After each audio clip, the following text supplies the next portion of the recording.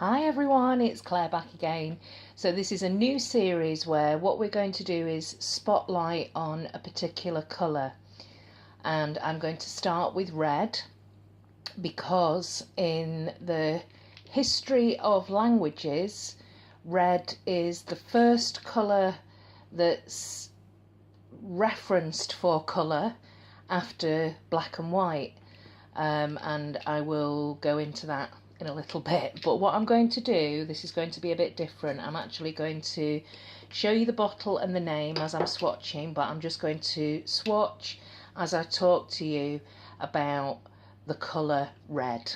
Okay, so let's make a start. I've got some pale, not pale, but more pinky reds here, bright reds, and then I've got in the middle here we've got some mid-tone bright reds, and then at the top we've got some darker reds and some glittery reds.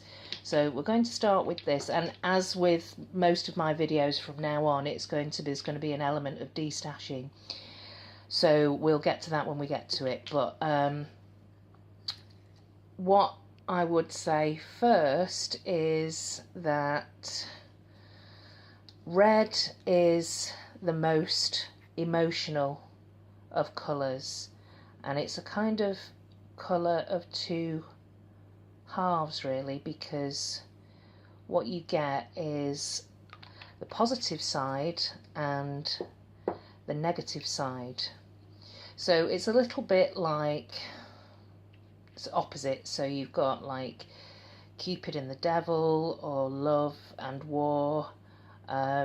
It's basically two sides of the same coin. So on the positive side you have emotions like passion, lust, love, energy, zest for life, excitement, taking action, leadership. So positive emotions. But then on the other side of the coin you have the negative emotions. As with all emotions, you have a positive and a negative, and the negative is, it's a colour which symbolises danger. So if you think of like road traffic signs, stop signs are always in red. You know, traffic lights, stop, will be in red. So you also have, with the negative, you have anger, rage, aggression. So that's the negative emotions. There are different shades of red here, and the more pinky reds, these are a more slightly kind of pinky coral toned reds. They represent fun and energy. And then these colours here, which are the bright reds, they represent strength and intensity. So going back to the history, and our recognition of this as a colour, after black and white, the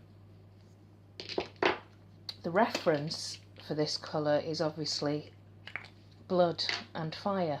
So they're red, and that's what makes us recognise this colour.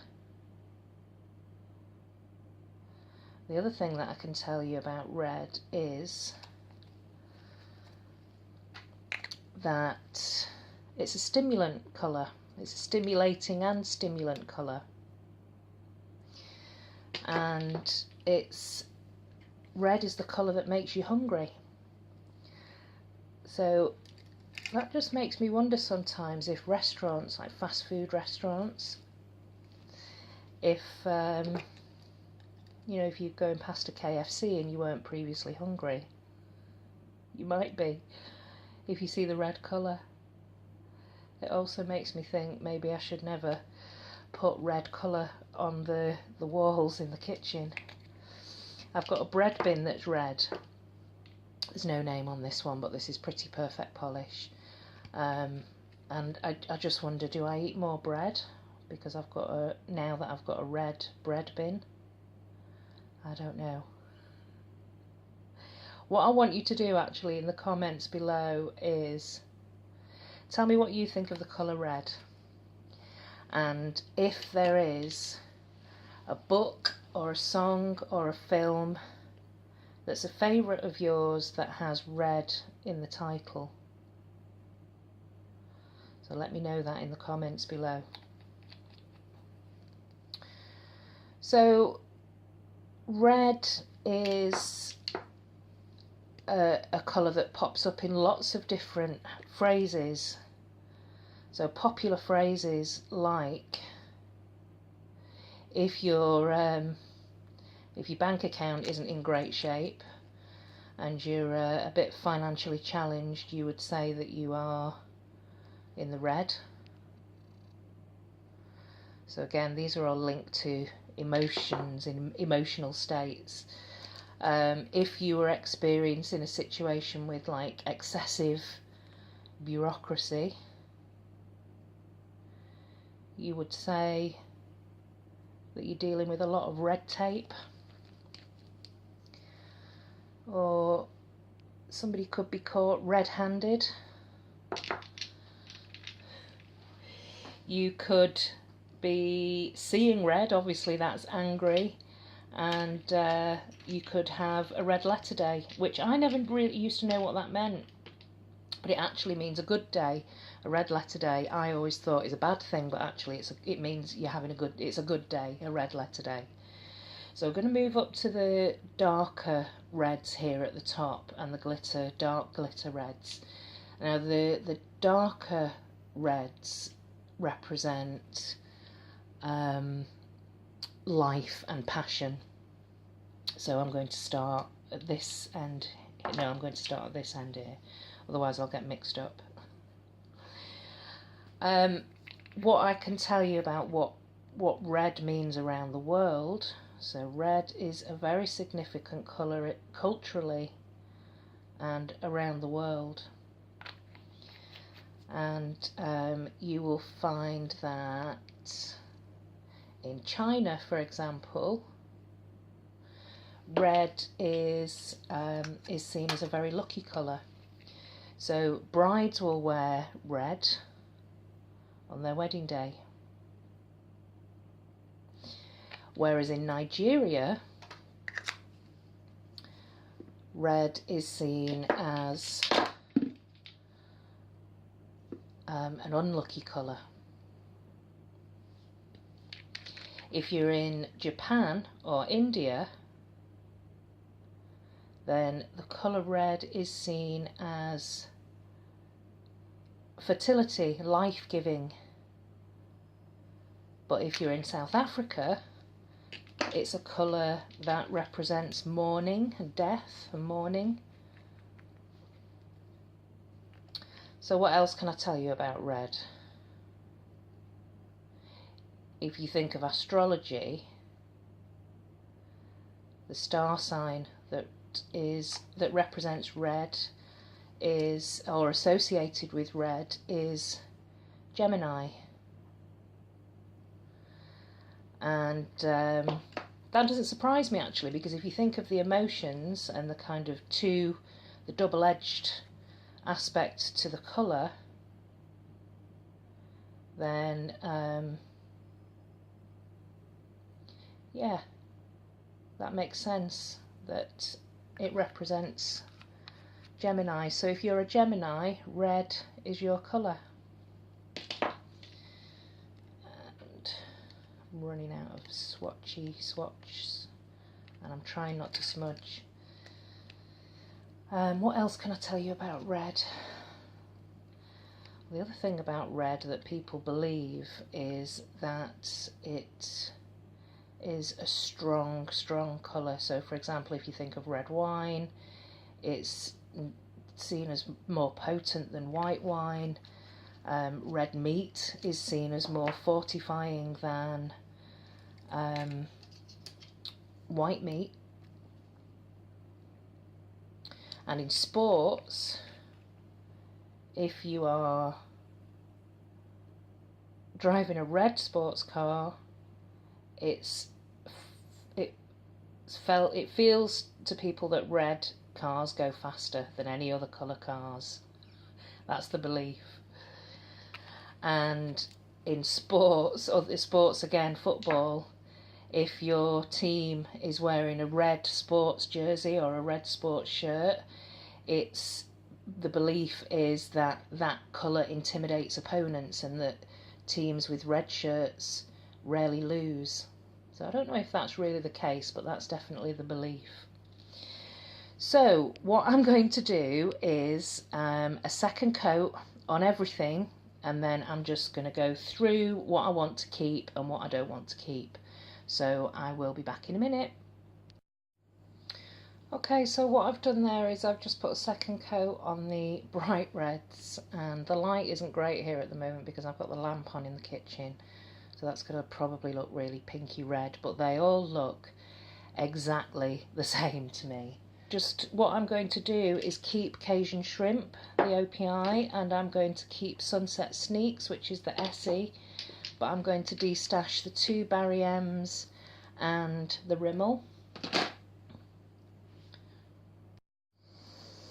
Okay, the light's a bit better there, I think. So we've got from here all the way through to here are the bright mid-tone reds, and again some of them are actually quite similar. So just to speed this up, I'm going to keep the NCLA because Polish Pony has got the other half of this, so that's staying. I'm definitely going to keep the Illamasqua Throb here, which is a 1-coater. I've got to keep the Butter London because it's in the Project Minis, so that's going back there. But the unnamed Pretty Perfect Polish I'm going to destash. I'm going to keep Double Decker Red because I think it's probably the brightest without being one of the pale. I think these are called Carmine Reds. But yeah, I'm going to keep that one. I'm also going to keep the L'Oreal, and I'm also going to keep the Essie Aperitif. So I actually ended up keeping more bright reds than I did the kind of pinky reds.